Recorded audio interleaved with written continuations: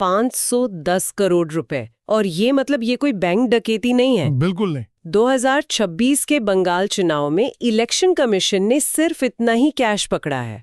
तो आज के इस विश्लेषण में हम जिस YouTube वीडियो को डिकोड कर रहे हैं ना, वो इस मुफ्त की रेवड़ी या कहें कि फ्रीबी कल्चर के भयंकर अर्थशास्त्र को बेनकाब करता है।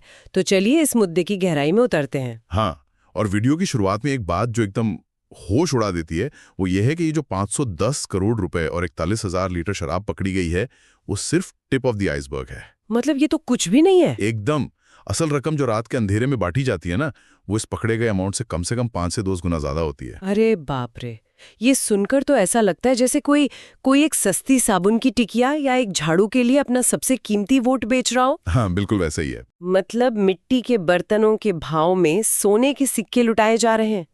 और हद तो तब हो जाती है जब वीडियो बताता है कि यूथ का वोट पक्का करने के लिए उन्हें ड्रग्स और जो इन्फ्लुएंसर्स होते हैं ना, उनकी लॉयल्टी खरीदने के लिए सोना तक दिया जा रहा है। सही कहा। वीडियो के हिसाब से देखें तो ये पूरा सिस्टम लोकतंत्र को एक ऐसी मंडी बना देता है जहां सच में कोई सेल लगी हो। लेकिन हैरान करने वाली बात यह है कि असली बर्बादी इन इलीगल कैश या शराब से नहीं होती। असली खेल तब शुरू होता है जब ये पूरा सिस्टम लीगल बन जाता है। पर एक मिनट, यहाँ मैं थोड़ा पुशबैक देना चाहूंगी। बताइए। अगर रात के अंधेरे में कैश बांटना गैर कानूनी है, तो जो नेता चुनाव से पहले खुलेआम मंच से हर महीने 3,000 रुपए देने का वादा करते हैं, उसे कोई क्यों नहीं रोकता? मतलब क्या वो सच में जनता की भलाई या वेलफेयर नहीं है? यही तो सबसे बड़ा लूप होल है। वीडियो बहुत अच्छे से समझाता है कि ऐसा सुप्रीम कोर्ट के 2013 के जो बालाजी जजमेंट था और संविधान के आर्टिकल 19(1)(a) के तहत होता है। अच्छा, तो ये फ्रीडम ऑफ स्पीच वाला मामला है। बिल्कुल। अब ये आर्टिकल असल में हमें बोलने की आज़ादी देता है। इसीलिए सुप्रीम कोर्ट का मानना है कि मैनिफेस्टो में किए गए वादे एक राजनीतिक पार्टी का अपना विजन बताने का हक है। उन्हें करप्ट प्रैक्टिस या रिश्वत नहीं माना जा सकता। अच्छा, तो इसी आज़ादी का फायदा उठाया जा रहा है। हाँ, और इसी वजह से एक अजीब सी बिडिंग वॉर या क्या कहें नीलामी शुरू हो जाती है।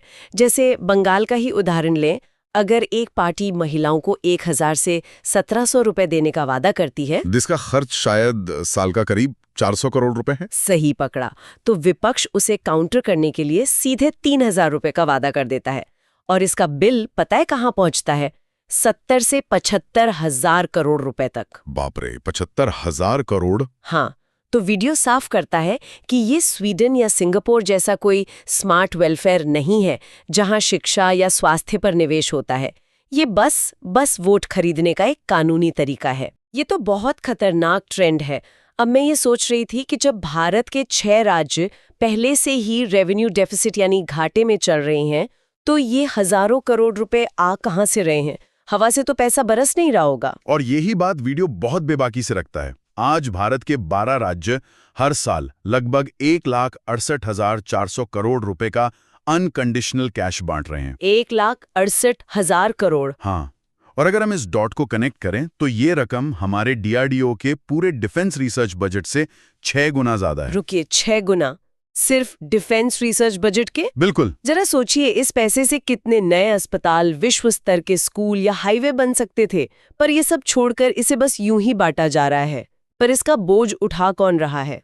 इसका पूरा बोझ देश के सिर्फ 2 से 2.5% टैक्स भरने वालों की जेब पर गिर रहा है। जो हमेशा पिसते हैं। वही। वीडियो में एक बहुत सटीक उदाहरण है। एक सॉफ्टवेयर इंजीनियर जो अपनी मेहनत से साल का 2 लाख रुपए टैक्स भरता है ना, उसकी वो कमाई 5 से 7 लोगों की इन मुफ्त की योजनाओं को फंड करने में खप जाती है। सारा भार इसी छोटी सी प्रोडक्टिव माइनॉरिटी के कंधों पर है।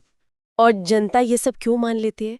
मुझे लगता है यहाँ साइकोलॉजी का वो कॉन्सेप्ट बहुत सटीक बैठता है जिसे हम हाइपरबॉलिक डिस्काउंटिंग कहते हैं। हाँ, बिल्कुल। मतलब इंसान का दिमाग कुछ ऐसे काम करता है कि हमें आज तुरंत मिलने वाला 1,000 रुपए का नोट उस बड़े शानदार अस्पताल से ज्यादा प्यारा लगता है जो शायद 5 साल बाद बनेगा।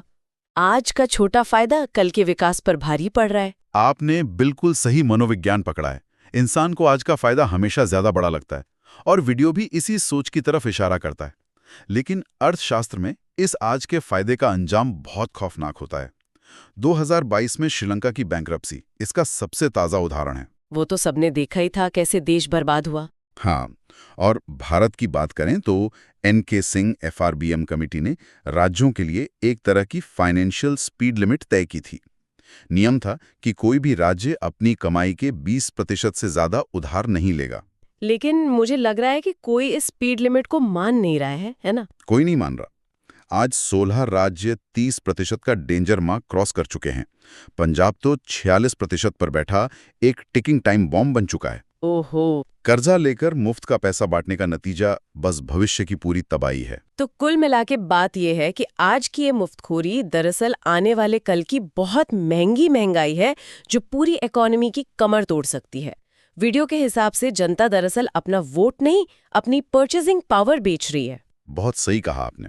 और आखिर में वीडियो एक बहुत ही अहम सवाल छोड़ जाता है जिस पर हमें गंभीरता से सोचना चाहिए। वो क्या? जब अपना खून पसीना एक करने वाला टैक्स पेयर, वो जो प्रोडक्टिव माइनॉरिटी है, इस फ्रीबी कल्चर से थक कर देश छोड़ने का फैसला करेगी, जिसे हम ब्रेन ड्रेन कहते हैं, तो आने वाले कल में इन मुफ्त के सपनों का बिल आखिर कौन भरेगा?